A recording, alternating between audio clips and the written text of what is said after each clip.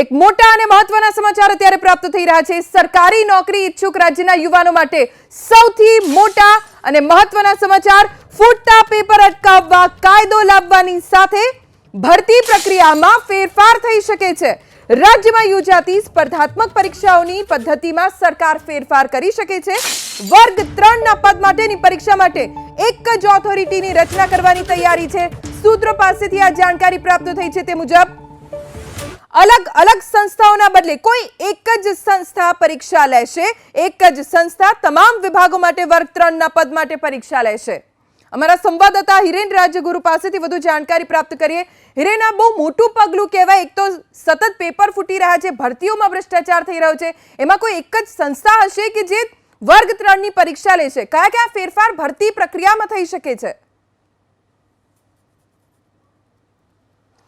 બિલકુલ ધ્વની, સૌથી મોટું પગલું રાજ્ય સરકારનું આ ગણાશે, કારણ કે જે ભરતીઓ સરકારી ભરતી યોજાય છે, સ્પર્ધાત્મક પરીક્ષાઓ તેની અંદર લેવાતી હોય છે અને તે માટે થઈ અને અલગ અલગ સંસ્થાઓ છે ગુજરાતની અંદર, તે અલગ અલગ પરીક્ષા લઈ અને પછી યુવાનો જે એમાં પાસ થાય છે તેને સરકારી નોકરી મળતી હોય છે। પરંતુ છેલ્લા ઘણા વર્ષોના અનુભવ અને 12 જેટલા પેપર ફૂટ્યા બાદ સરકાર એક તરફ પેપર ન ફૂટે એ માટે કડક કાયદો લઈને વિધાનસભામાં આવી રહી છે, તો સાથે સાથે જે ભરતી પ્રક્રિયાની પદ્ધતિ છે એ પદ્ધતિની અંદર પણ મોટા પ્રમાણમાં ફેરફાર કરવાની તૈયારી સરકારે હાલ શરૂ કરી છે અને એના માટે થઈ અને અલગ અલગ નિષ્ણાંતોના અભિપ્રાય અત્યારે લેવામાં આવી રહ્યા છે।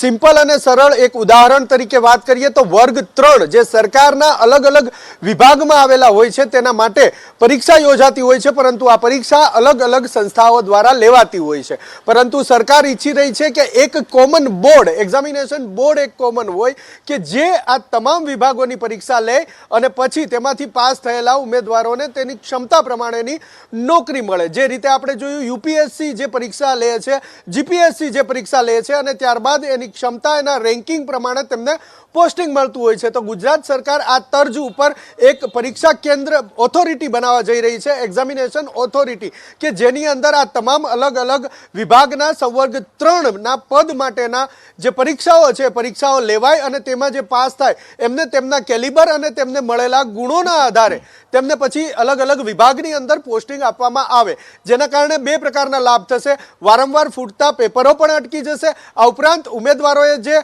એક જ ઉમેદવારે અલગ અલગ 3 થી 4 પરીક્ષા આપવાની રહે છે સરકારી નોકરી માટે, એ પણ અટકી જશે। ઉમેદવાર કોઈ પણ એક પરીક્ષા આપશે અને ત્યારબાદ જે કઈ જગ્યાઓ ખાલી હશે તેમાં તેની ક્ષમતા પ્રમાણે તેને નિમણૂક મળશે। આ પ્રકારેનો પણ ફાયદો થઈ શકે। બીજી એક સૌથી મહત્વપૂર્ણ બાબત છે કે રાજ્યની 158 નગરપાલિકા છે, આ નગરપાલિકાને સરકારે ભરતી માટેની અલગથી સત્તા આપેલી છે, પરંતુ આ નગરપાલિકાની ભરતી પ્રક્રિયાની અંદર વ્યાપક પ્રમાણમાં ગેરરીતિ થતી હોવાની ફરિયાદો મળી છે। ત્યારે હવે સરકાર એ પણ વિચારણા કરી રહી છે કે નગરપાલિકાને અપાયેલી ભરતીની સત્તા રાજ્ય સરકાર પોતાના હસ્તક કરી લે। એટલે કે હવે રાજ્ય સરકાર જ્યારથી આ જાહેરાત કરશે, જ્યારથી આ નિયમમાં ફેરફાર કરશે, ત્યારથી નગરપાલિકા પોતાની રીતે પોતાની નગરપાલિકા માટે ભરતી નહીં કરી શકે। એને જે જગ્યા ખાલી પડી હશે તેમાં ભરતી કરવા માટે થઈ અને રાજ્ય સરકારને વિનંતી કરવી પડશે અને રાજ્ય સરકાર પછી પરીક્ષા લઈ એક કોમન ટેસ્ટ લઈ અને અલગ અલગ નગરપાલિકાઓમાં જે જગ્યાઓ ખાલી હશે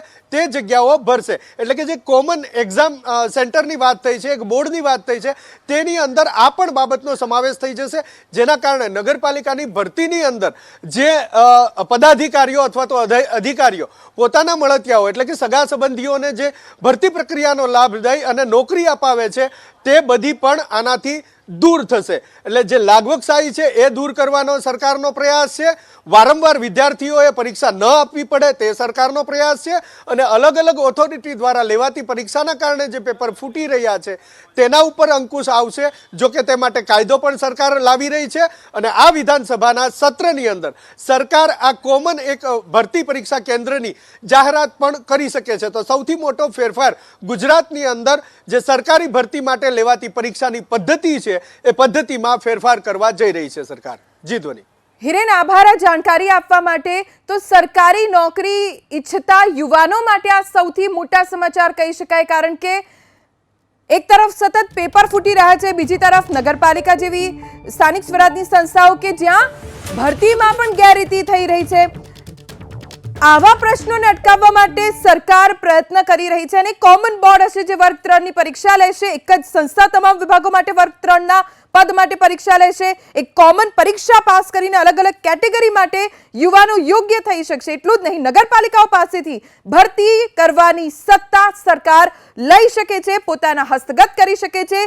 કારણ ભરતીઓમાં સતત ગેરરીતિ અટકાવવી સરકાર જાતે જ કરશે ભરતી. હાલ આ તમામ બાબતો અંગે નિષ્ણાતો પાસેથી પણ અભિપ્રાય લેવામાં આવી રહ્યા છે અને આગામી બજેટ સત્રમાં સરકાર આ અંગે જાહેરાત પણ કરી શકે છે. સરકારી નોકરી ઈચ્છુક યુવાનો માટે આ સૌથી મોટા અને મહત્વના સમાચાર કહેવાય. પેપર ફૂટવા માટે જે કોઈ પણ જવાબદાર હોય તેની સામે કેવી કાર્યવાહી કરવી તેની માટે કાયદો લાવવા માટે પણ સરકાર વિચારણા તો કરી જ રહી છે.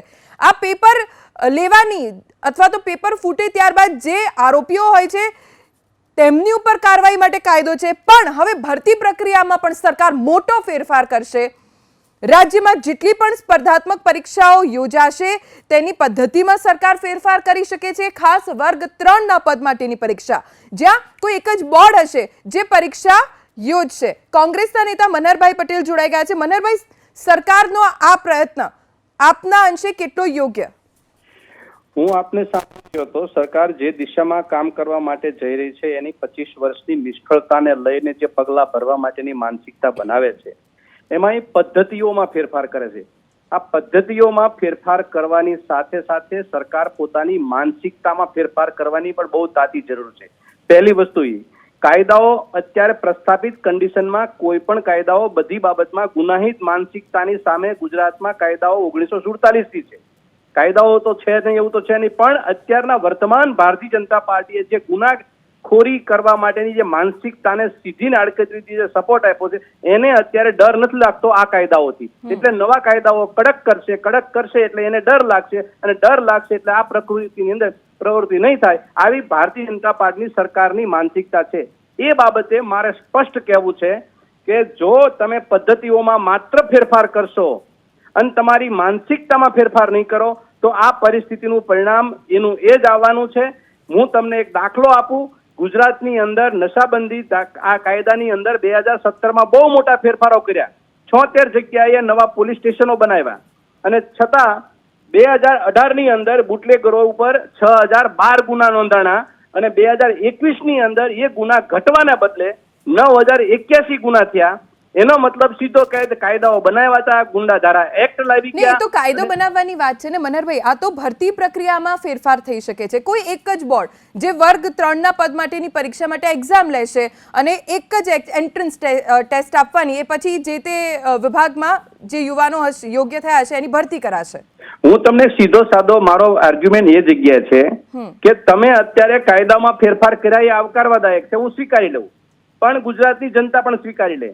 પણ આ કાયદાની અંદર જે તે જવાબદાર મંત્રીને અને એના સેક્રેટરીને તમે આમાં કાયદાના સકંજામાં લીધા છે તો તમે પ્રધાન જે છે જે કાયદાના જે સબ્જેક્ટ છે જે વિભાગ છે જે ભરતી કરવાના છે એના તમામ નીચેના લોકો માટે કાયદા બનાવો છો અને ખુદ કાયદો બનાવનાર પોતે બહાર નીકળી જાય છે. તો એક વિભાગના સેક્રેટરી અને વિભાગના મંત્રી એ આ કાયદાની અંદર જ્યાં સુધી નહીં દાખલ થાય ત્યાં સુધી આવી પ્રવૃત્તિ બનતી રહેવાની ઈચ્છા શક્તિના અભાવ વગર આ કાયદાઓની કોઈ વેલ્યુ નથી. હું માનું છું આ જ કાયદાઓમાં તમે માત્ર મંત્રીને અને સેક્રેટરીને કાયદાના સકંજામાં ફિટ કરો, એક પણ પેપર ના ફૂટે. 22 વર્ષમાં 22 વખત પેપર ફૂટે છે. એ માનસિકતા બતાવે છે કે 22 વર્ષમાં તમે તમારે એક પેપર ફૂટે માંથી બીજા પેપરમાં તમે સમજતા 25 વર્ષ થયા પેપર ફૂટવાની પ્રક્રિયામાં. એ જ બતાવે છે ગુજરાતની સરકારને ખુદને વિદ્યાર્થીઓને અપેક્ષિત ને સક્ષમ વિદ્યાર્થીઓને પોતાના વિકાસના હિસ્સામાં ફાળો આપવા દેવો નથી. એની ફલશ્રુતિ છે આ. એટલે ફરીને હું વિનંતી કરું છું આપના માધ્યમથી સરકારને કે તમે કોઈ પણ કાયદા બનાવો એની અંદર જે તે વિભાગના પ્રધાન અને જે તે વિભાગના સેક્રેટરીને કાયદાના સકંજામાં ફિટ કરો. એક પણ જગ્યાએ ગુનો બનવાની પરિસ્થિતિ નથી એ અમારો વિશ્વાસ છે. ઠીક છે મનહરભાઈ, આભાર એબીપી અસ્મિતા સાથે વાત કરવા માટે. વિદ્યાર્થી નેતા યુવરાજસિંહ આપણી સાથે જોડાયા છે. યુવરાજસિંહ, આપે સમાચાર સાંભળ્યા હશે. કાયદો તો સરકાર લાવવાની છે પણ સાથે સાથે ભરતી પ્રક્રિયામાં બદલાવ કરવાની છે, ફેરફાર કરવાની છે. બજેટ સત્રમાં કદાચ એ ફેરફારની જાહેરાત પણ સરકાર કરી શકે છે. વર્ગ 3 ના પદ માટેની પરીક્ષા કોઈ એક જ ઓથોરિટી દ્વારા લેવામાં આવશે. ખાસ કરીને કહી શકાય કે આ પ્રકારનું જે પગલું છે એ આવકારદાયક છે.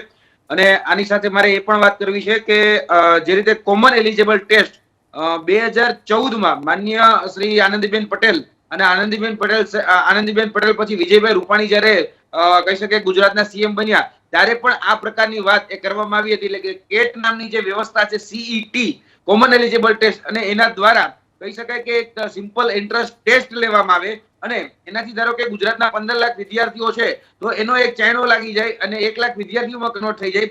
ત્યારબાદ કહી શકાય કે જે તે કેટેગરીના વિદ્યાર્થીઓ જે કેડરમાં જવા માંગે છે એ કેડરમાં જવા માટેની કહી શકાય કે એના માટેની જે સગવડતાઓ છે એ આખી ઊભી થઈ જતી હોય છે. અને આ અંતર્ગત હમણાં જો ધોનીબેન તમને સાંભળી રહ્યો હતો કે તમે જે વાત કરી કે નગરપાલિકાઓની જે ભરતીઓ છે એ નગરપાલિકાની ભરતીઓમાં ખૂબ મોટા પાયે પરિવારવાદ અને મોટા પાયે ધાંધલી થતી જોવા મળે છે. તો એને સીઈટી અંદર એટલે કે કોમન એલિજિબલ ટેસ્ટ અંતર્ગત લઈ લેવામાં આવશે તો આ પ્રકારની જે ધાંધલીઓ છે, આ પ્રકારમાં જે છેતરપિંડીઓ કે જે રીતે ભ્રષ્ટાચાર થતા હતા એ ભ્રષ્ટાચાર હવે ઓળખાણવાદ કે પરિવારવાદના લોકોને સીધા જ નગરપાલિકામાં નોકરી આપવાના કે અન્ય કોઈ જે બનાવો બનેલા એ બનાવો આનાથી અટકી જશે. અને ખરેખર આ ખૂબ આવકારદાયક પગલું છે. 2014માં પણ આની વાત થઈ હતી આનંદીબેન પટેલના સમયના, અને વિજયભાઈ રૂપાણીના સમયમાં જ્યારે કહી શકાય કે નાયબ મુખ્યમંત્રી માનનીય શ્રી નીતિનભાઈ પટેલ હતા ત્યારે પણ આ જે મુસદ્દો હતો એ મુસદ્દો રજૂ કરવામાં આવ્યો હતો. પરંતુ આની ઉપર હજી સુધી કોઈ રાજ્ય એક્શન નથી લીધા. જો ગુજરાત એક્શન લે અને ગુજરાત આ પ્રકારની જો વ્યવસ્થા ઊભી કરે તો આ વ્યવસ્થાથી કહી શકાય કે ભારતના અન્ય રાજ્યોમાં પણ આના કારણે જે આપણી સ્પર્ધાત્મક પરીક્ષાઓ છે એ ખૂબ સરળ થઈ જશે. યુવરાજસિંહ, અહીંયા વિદ્યાર્થીઓના ભવિષ્યનો સવાલ છે એટલે એવો સવાલ આપને પૂછી શકાય કે હમણાં મનહરભાઈએ કીધું કે સરકારની જ્યાં સુધી ઈચ્છા શક્તિ ના હોય ત્યાં સુધી આ બધું જ નકામું છે. જો સરકાર આ પ્રકારના એક્શન લે છે, ભરતી પ્રક્રિયામાં ફેરફાર કરે છે, નગરપાલિકામાં ભરતી પોતાના હસ્તગત કરે છે, તો શું રાજકારણ થવું જોઈએ, આનો વિરોધ થવો જોઈએ?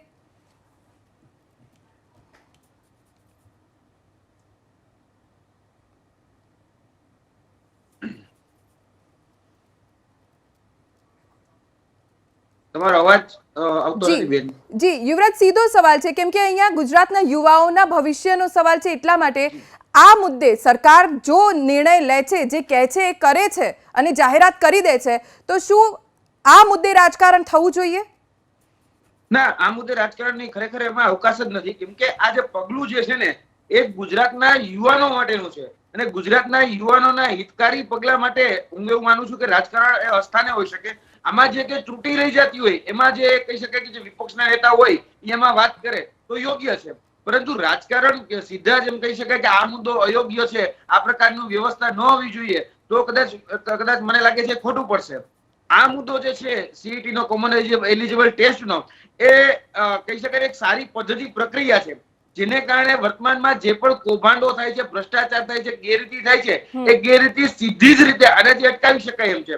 અને બીજું કે ખરેખર અત્યારે એ પ્રકારની વ્યવસ્થા થઈ ગઈ છે કે એક વિદ્યાર્થી 10 થી 15 કોમ્પિટિટિવ એક્ઝામ આપે છે અને 4-5 કોમ્પિટિટિવ એક્ઝામમાં પાસ થાય છે. એટલે સરકારી નોકરી તો કોઈ પણ એક જ જગ્યાએ કરી શકવાનો છે અને છતાંય બીજી જે 4 જગ્યાએ પાસ થઈ હોય છે ત્યાં એ જગ્યા રોકતો હોય છે.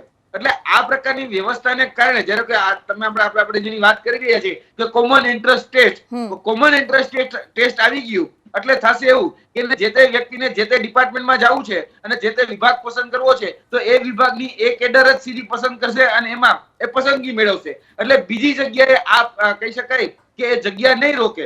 એટલે વર્તમાનમાં અત્યારે આવો એક ઇસ્યુ ચાલી રહ્યો છે ગુજરાતની સ્પર્ધાત્મક પરીક્ષામાં કે કોમન ઉમેદવારો તો 4,500 એવા વિદ્યાર્થીઓ છે જે એક કરતા વધારે પડતી સ્પર્ધાત્મક પરીક્ષામાં અલગ અલગ જગ્યાએ પાસ થયેલા છે. 3,500 વિદ્યાર્થીઓ જી. તો એ 3,500 વિદ્યાર્થીઓ કહી શકાય કે જો એક કરતા વધારે પરીક્ષામાં પાસ થયા છે તો કોઈ પણ જગ્યાએ એક જ જગ્યાએ નોકરી કરવાની, કારણ કે સરકારી પદ ઉપર બે જગ્યાએ નોકરી ન કરી શકે.